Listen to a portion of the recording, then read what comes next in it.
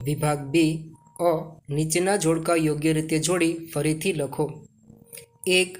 દેશ શું માગે છે? જવાબ સહિયારી મહેનત। 2.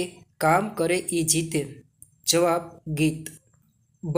નીચે આપેલા વિકલ્પોમાંથી યોગ્ય વિકલ્પ પસંદ કરી ખાલી જગ્યા પૂરો। કામ કરે ઈ જીતે કાવ્યમાં ખાલી જગ્યાનું મહત્વ પ્રગટ થયું છે। જવાબ પરિશ્રમ। કામ કરે ઈ જીતે કાવ્ય ખાલી જગ્યા કાવ્ય સંગ્રહમાંથી લેવામાં આવ્યું છે। જવાબ મહેનતના ગીતો। દુનિયાને ખાલી જગ્યાથી બદલી શકાય। જવાબ મહેનત। કવિ સીમને ખાલી જગ્યા બનાવવા કહે છે। જવાબ સોહામણી। ખાલી જગ્યાના જોરે દુનિયા બદલી શકાય। જવાબ પાવડા। આજે માનવી બુલંદ સ્વરે મહેનતનો ખાલી જગ્યા કરે છે। જવાબ જય જયકાર। ક. એક વાક્યમાં ઉત્તર લખો। આપણો મલક આપણે કેવી રીતે બદલીશું? જવાબ મહેનત અને પરિશ્રમથી આપણે મલક બદલીશું। કામ કરે ઈ જીતે કાવ્યના કવિના જીવનની એક ખૂબી લખો। કવિ નાથાલાલ દવે સમાજસેવી અને મહેનતુ હતા। કવિ શ્રી નાથાલાલ દવેના કાવ્યોની શી વિશેષતા છે? તેમના કાવ્યોમાં મહેનત, રાષ્ટ્રપ્રેમ અને જીવન પ્રેરણા જોવા મળે છે। આજે દેશ કેવી રીતે મહેનત માગે છે? જવાબ આજે દેશ સહિયારી મહેનત માગે છે। કવિ મહેનત સાથે કોની વાત કરે છે? જવાબ કવિ મહેનત સાથે હૈયાનું ખમીર માગવાની વાત કરે છે। નીચે આપેલા પ્રશ્નોના 3-4 વાક્યમાં ઉત્તર લખો। કામ કરે ઈ જીતે કાવ્યમાં કવિ ખેડૂત અને શ્રમજીવીની વાત કઈ રીતે સમજાવે છે? જવાબ કામ કરે ઈ જીતે કાવ્યમાં કવિ નાથાલાલ દવે ખેડૂત અને શ્રમજીવીને મહેનતનું સાચું પ્રતીક ગણાવે છે। કહે છે કે ખેડૂત પોતાના બાવડાના જોરે ખેતર ખેડીને અનાજ પકવે છે અને સીમને સોહામણી બનાવે છે। તેવી જ રીતે શ્રમજીવી માણસ પણ પરસેવો પાડીને કારખાના, ઉદ્યોગ અને દેશના વિકાસમાં પોતાનો ફાળો આપે છે। આ બંને વર્ગના લોકોની મહેનતથી જ દેશ અને દુનિયાનું નિર્માણ થાય છે। જો આપે હજી સુધી વિડીયોને લાઇક અને ચેનલને સબસ્ક્રાઇબ ન કરી હોય તો હમણાં જ લાઇક અને સબસ્ક્રાઇબ કરવા વિનંતી। આવા જ વિડીયો જોવા અમારી ચેનલને લાઇક, શેર અને સબસ્ક્રાઇબ કરવાનું ભૂલશો નહીં। નીચે આપેલા પ્રશ્નોના 7-8 લીટીમાં મુદ્દાસર ઉત્તર લખો। કામ કરે ઈ જીતે કાવ્યમાં વ્યક્ત મહેનતનું મહત્વ તમારા શબ્દમાં વર્ણવો। જવાબ કામ કરે ઈ જીતે કાવ્યમાં કવિએ મહેનતનું મહત્વ સમજાવ્યું છે। ભારત વિશાળ દેશ છે, એનો વિકાસ કરવો હોય તો સાથે મળીને મહેનત કરવી પડશે। આથી સૌપ્રથમ ખેતર ખેડીને સીમને સોહામણી કરવાની છે। નદીઓને જોડીને એના નીર ભારતના ખૂણે ખૂણે પહોંચાડવાના છે। એટલે જ ભારત દેશ એમની પ્રજા પાસે સામૂહિક મહેનતની અપેક્ષા રાખે છે। હાથમાં ત્રિકમને કોદાળી લઈ ખેતરો ખેડવાના છે અને ઘર ઘરમાં રેટિયા ચલાવવાના છે। પ્રજાના હૈયામાં ખમીર હશે તો તેઓ પોતાના બાવડાના બળે માત્ર ભારત દેશ જ નહીં, સમગ્ર વિશ્વનો ચહેરો બદલી શકશે।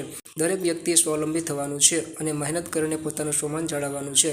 જે મહેનત કરે છે તે જ જીતે છે અને તેની મહેનતનો જય જયકાર થાય છે। તમે જોયેલા કોઈ પણ શ્રમજીવીના કામનું વર્ણન તમારા શબ્દોમાં લખો। જવાબ મેં ઘણા બાંધકામ શ્રમજીવીઓના કામ કરતા જોયા છે। તેઓ સવારથી સાંજ સુધી સખત મહેનત કરે છે। તેમનું કાર્ય ખૂબ જ શારીરિક હોય છે અને તેમાં ઘણી તાકાત અને ધીરજની જરૂર પડે છે।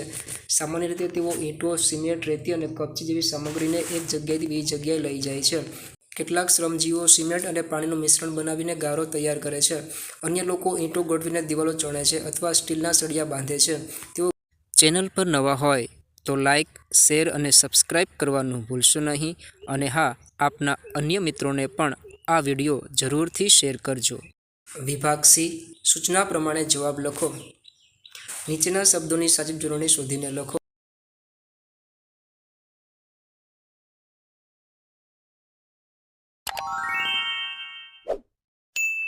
નીચે આપેલા શબ્દોના ધ્વનિ ઘટકો છૂટા પાડીને લખો।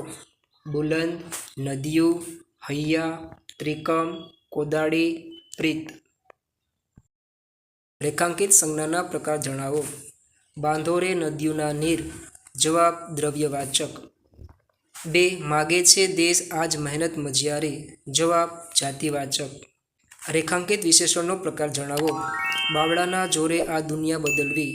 જવાબ દર્શક વિશેષણ। 2. આવડો મોટો મલક આપણો। જવાબ સાર્વનામિક વિશેષણ। નીચેના શબ્દ જોડકામાંથી કયું શબ્દ જોડકું સમાનાર્થી છે તે જણાવો। જવાબ સૂર અવાજ, મલક પ્રદેશ, મહેનત શ્રમ, ખમીર કૌવત। શબ્દ સમૂહ માટે એક શબ્દ આપો। 1. ખેતર કે ગામની હદ। જવાબ સીમ। 2. જમીન ખોદવાનું એક ઓજાર, કોદાળી। 3. વાહનનો મુખ્ય ખલાસી સુકાની. 4. સૂતર કાતવાનું યંત્ર. જવાબ રેડિયો. નીચેના શબ્દોના લિંગ ઓળખાવો.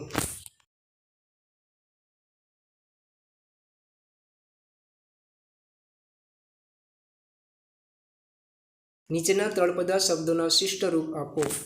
વેળા, સમય, ઈ, તે, મલક, પ્રદેશ. અમોલું, કિંમતી. મજિયારું, સામૂહિક. જોર, બળ. નીચે આપેલા શબ્દોના વિરુદ્ધાર્થી શબ્દો આપો. દેશ, વિદેશ. સોહામણું, કદરૂપું. ઊંચું, નીચું. જીત, હાર. વિભાગ ડી, લેખન વિભાગ. નીચે આપેલી પંક્તિઓનો વિચાર વિસ્તાર કરો. સફળતા જિંદગીની હસ્તરેખામાં નથી હોતી, ચણાયેલી ઇમારત તેના નકશામાં નથી હોતી.